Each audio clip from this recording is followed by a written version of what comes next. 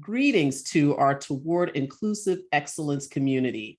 In our third semester podcast, oh man, fall semester podcast is what I meant to say. We are joined by Dr. Adriene Lim, Dean of the Libraries and Professor of Practice in the College of Information Studies at the University of Maryland, College Park. Dr. Lim's career path is so incredible, and I'm excited to speak with you today about your role and how you've been able to navigate the leadership labyrinth as a BIPOC lesbian person. Dr. Lim, thank you so much for joining us. Thank you for having me. It's a pleasure to be here. Absolutely. It's a treat to have this conversation with you.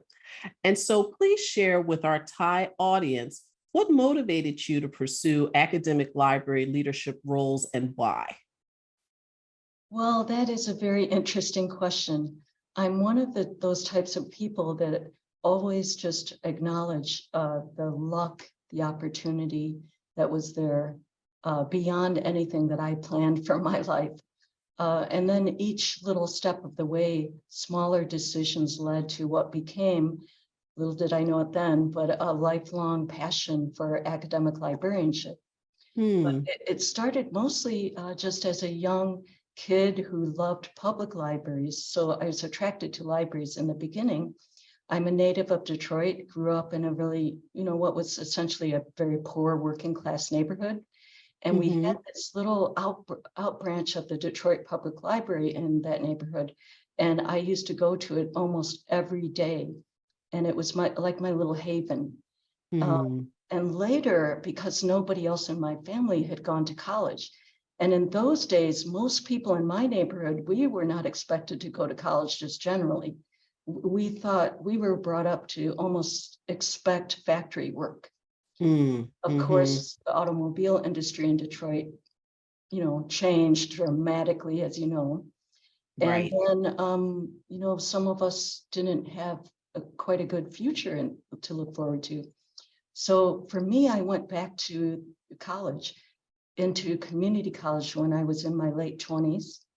And I was the first one, as I said, in my family. And so by the time I went from community college to regular university, Wayne State University, I walked through some of the aisles and I literally started sobbing because one of the areas that I walked through were the HQs, Library of Congress, Yes. But because I'm feminist, lesbian, I have a lot of class consciousness from being an activist in my day, but I had never actually been in a library that had that many books that were calling out to me, all those voices, all those minds. That's how I thought of it. And it made me sob. So after I got my library degree, I thought either public libraries or academic libraries, both of those attracted me just because I love libraries. But then academia started being more compelling because I thought it was really a way to help people transform their lives even more so than perhaps public libraries, although I love them. So that's how I ended up in it. I just love it and continue to think we have a unique mission in the world. Our values are unique. I am mindful, though, of vocational awe these days. Yes. A wonderful article, and I can't remember her name. Ubazi, yes. But I love that article. There were many things that I thought resonated with me. But on the other side of that article, definitely I still believe that we do things in the world that not many others do. Intellectual freedom, privacy, etc. We know. So that's what attracted me. Thank you for sharing that. And I absolutely agree with you. It's interesting. I think at another time, we should definitely have a conversation around the public library to academic library kind of trajectory, because it seems to be such a consistent thread of how many BIPOC leaders have come into the academic library space. It was some touch point that took place, or a series of touch points that took place in the public library space that led us to say, yeah, we could see ourselves doing this work. And could you talk a little bit about your professional trajectory? So kind of from first job to position here, How did that look for you? Well, one of my first jobs was working in the community college library, Schoolcraft College, and I was a library technician. I remember they were requiring a bachelor's degree to get that position. And so, as I told you, I'm an older student, first one. By the time I got my bachelor's degree, I literally was jumping up for joy at having to leave corporate America. I had made my way without any degrees, not even a high school degree. I had a GED for reasons I won't go into, but I felt I had reached my ceiling by then at the age of, late 20s. Right. So when I got my first job as a library technician, that was just like a dream come true, And so I worked with her name, I believe, if I remember correctly, Denise Nesbitt. She was a librarian of color who worked at Schoolcraft College. She was the first librarian of color, a Black woman, who I had ever seen in that role, or any woman of color in that role at that time. And I was looking at how well she did her job. She was a great leader. And I thought, maybe I could do that. So I enrolled in Wayne State's library school. So from that job, then Wayne State hired me, and I went into IT and systems work after being a cataloger. Back then, IT was transforming almost everything. Everything. Yes. We're talking and at a quick clip. Yes. Quick clip. Wow, that's hard to say. It is. But what was wonderful, so I had always been computer kind of savvy, even though at that time, not many people were. So I had that going for me, I guess. And then not a shyness about, so just to share, I realized that other people who didn't know the answer about IT, they would say things like, I'll get back to you in a minute. And then they'd go and look it up and read the manuals. And I said, hey, I can do that too. I can learn. So I could learn some programming. I knew how to do some systems administration, et cetera, et cetera. So I used that to go into more IT and systems.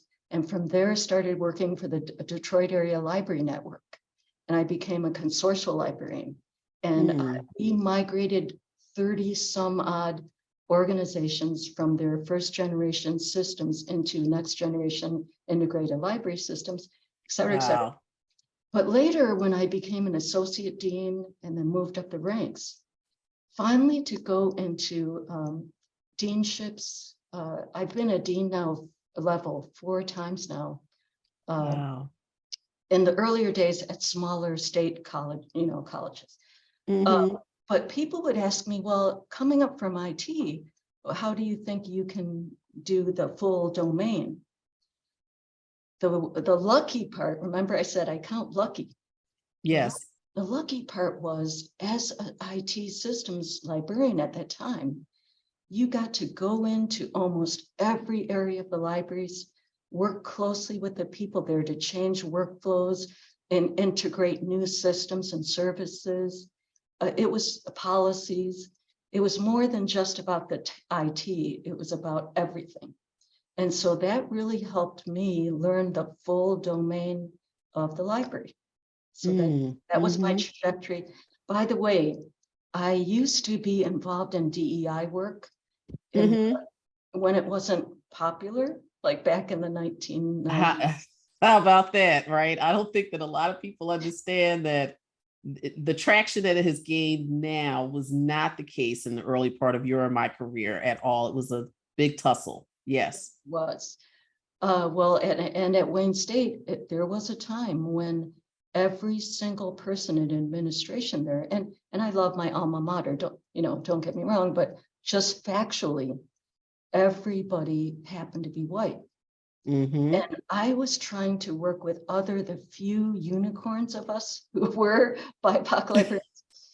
I was trying to tell people, work with them to mentor, to say, you really should be in leadership. You should be trying. And then one time someone looked at me and said, well, what about you? And I said, no, no, no, Hmm. I like being middle management. But the words struck me and I thought, I think I do have to step up to the plate. So it was Hmm. more about that, no, there, we needed to be at the table and there were only so few of us around. So Right. that's what happened.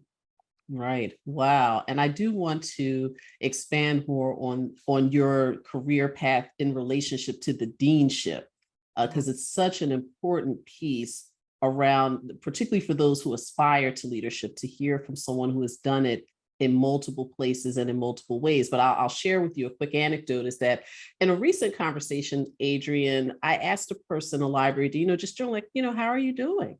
And the person said to me, Alexia, deaning is hard. And I don't think that people really understand how hard it is. Mhm. And I've heard this kind of concept of, as I'm sure you have, living in the role multiple times, this notion of deaning, which is a way I think to describe both the overt and the invisible labor that goes into being a top administrator over a major unit. But I don't think that people really have a sense of the skills or the attributes that are required to be a successful library dean. So, what are some of the skills and attributes that have made you successful as a 4-time library dean, and why? Thank you for that question. If I could say first, just to frame this before I answer that question. Sure. Well, one thing after having done this a few times now, one at different levels, each of the times it was to maybe a bigger, more complex place. So Hmm. it was a challenge, But all Right. of the places I've been have been arguably very under-resourced. Uh, That's so surprising to hear. I can't imagine that. That's so surprising. Well, and then many people, it's been said, and if any of your listeners are from Harvard, so forgive me, Harvard people, but it's been said out there that even Harvard feels poor. Oh Uh, my gosh. but mainly because we all stretch to whatever that capacity is, and then you feel overstretched. But I'm talking poor usually, where you hardly have enough to do your core functions, yet you still have to be innovative.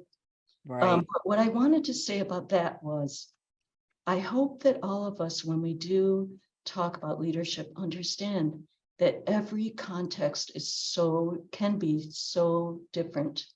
And then in libraries, especially, some of the contexts are not very visible. They're hidden. Yeah. For Yeah. example, one place I went in 5 years, 3 presidents, 4 provosts, uh, budget cuts. Another place, no endowment. Yet another place, the library had 5 million in spending endowments every year. So a lot of these things are not well advertised, but that does hurt my heart a bit when you have so many challenges that someone else may not have, and Right. yet people compare, whereas the comparisons are apples and oranges at times. So that's my overarching frame. The skills one needs. Well, of course, caring about people and actually being able to work well interpersonally is so important. And if, I tend to be pretty introverted, but I've had to overcome a lot of that. So I guess I would say that if you are introverted, being able to push yourself to be a bit more extroverted while still honoring yourself. Yes. Yes. We introverts, we need to go re-energize ourselves after things. But in this type of role, you really have to be around people quite a bit. You have to do public speaking quite a bit. For example, just recently had to go to a cocktail party. I'm not the cocktail party type, I but hear you. but you have to meet donors or supporters, Right. other board Yes. members. So I think that's important.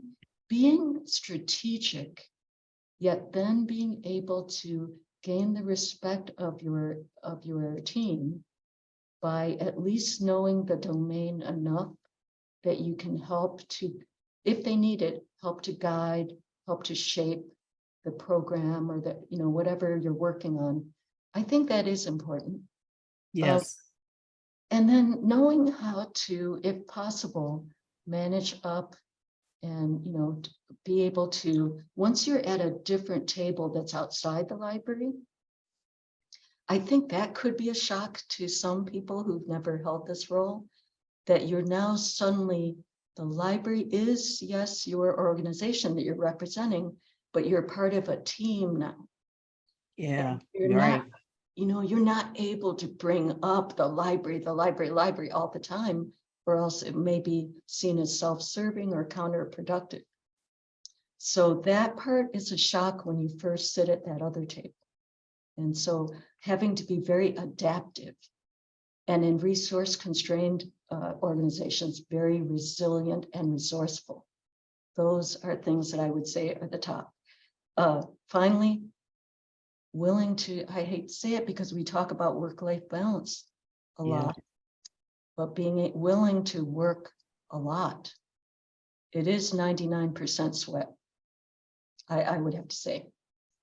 Yes. Yeah, thank you for that. And I want